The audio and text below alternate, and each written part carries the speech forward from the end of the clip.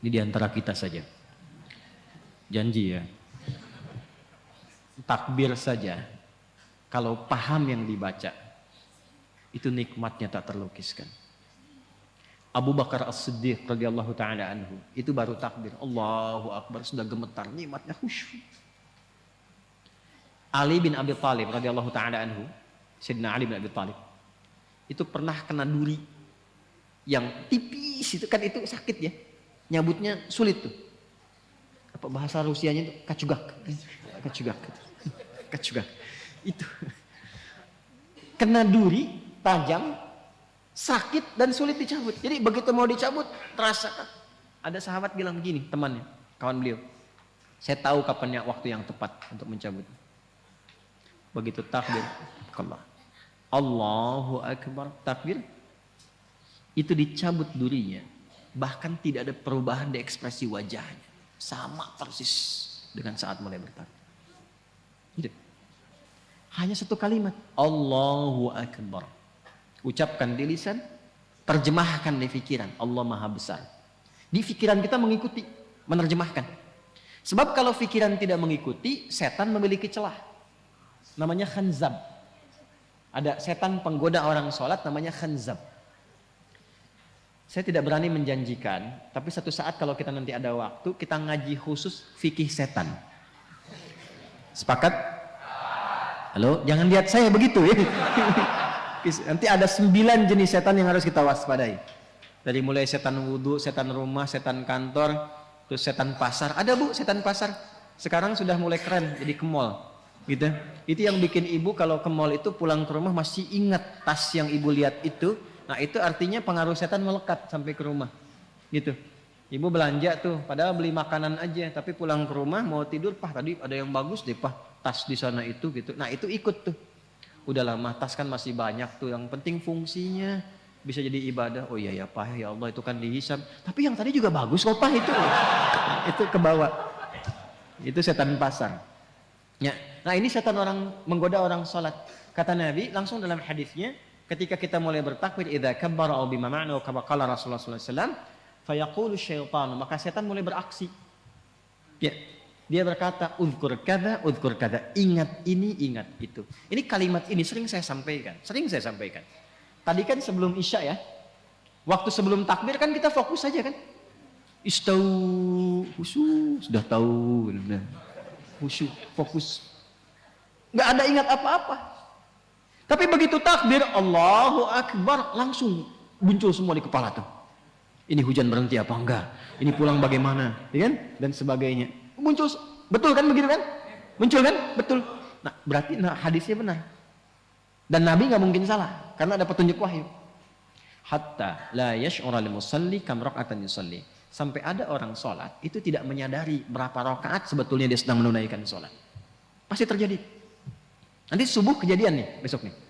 Jadi begitu anda takbir dari mulai tahajud, kalau yang tahajud nih, nanti kata-kata saya ini akan muncul lagi tuh. Allahu Akbar, ingat nih setan akan menggoda ini. Itu setan. Itu setan. Walaupun dia datang untuk mengingatkan, tapi tetap dia setan. Dia setan. Cara mengatasinya bagaimana? Nah jadi mengetahui, memahami bacaan sholat itu menjadi penting untuk menepis itu. Jadi begitu bertakbir Allahu Akbar, pikiran menerjemahkan Allah Maha Besar, hati meresapi langsung. Ya Allah, aku berikrar Engkau yang Maha Besar. Tapi sebelum sholat bahkan aku membawa kebesaran dalam kehidupan. Sombong kepada kawan, merasa yang paling hebat dengan pasangan, yang tinggi dibandingkan dengan kawan, merasa yang paling agung, tinggi kedudukan dan sebagainya. Dibawa, bagaimana kalau Engkau wafatkan aku sekarang dan aku merasa dalam kebesaran itu, tobat ya Allah. Aku mohon ampun.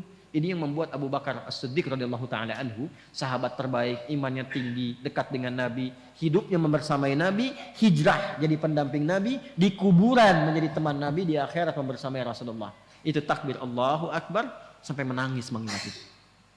Maka dalam kesadaran itulah kita mengucapkan Allahumma ba'id baini wa baina khataaya kama ba'adta bainal masyriqi wal maghrib. Khataaya, ya kecil di belakang itu ya pengakuan.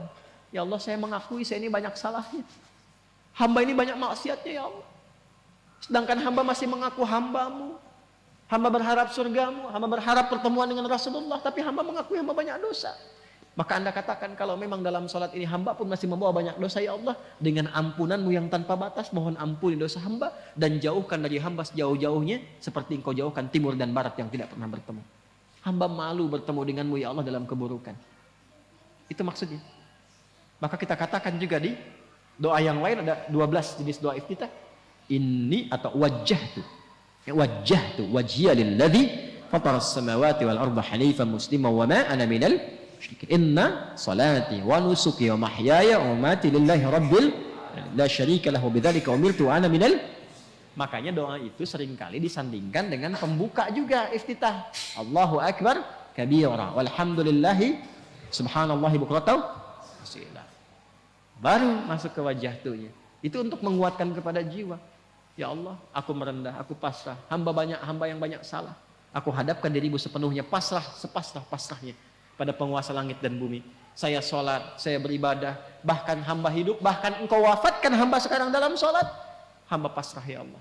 Yang penting engkau akui hamba sebagai seorang muslim. Hamba berjanji, kalaupun setelah sholat ini diberikan kesempatan hidup, maka hamba akan jadi muslim yang patuh dan baik setelah ini. Wa ana minal muslimin. Buktinya apa? Setelah sholat dibawa nggak kalimat itu? Nggak terbawa karena belum memahami. Mau sampai kapan seperti itu? Sedangkan kita sudah ribuan kali menunaikan sholat. Kenapa dari sekian ribu itu tidak ada yang kita usahakan untuk menikmati sholat itu? Sudah nikmat belum? Tapi kan yang penting benar rukunnya Ustaz, betul. Dan itu mengangkat kewajiban, menghilangkan dosa. Ada pahala kalau rukun terpenuhi.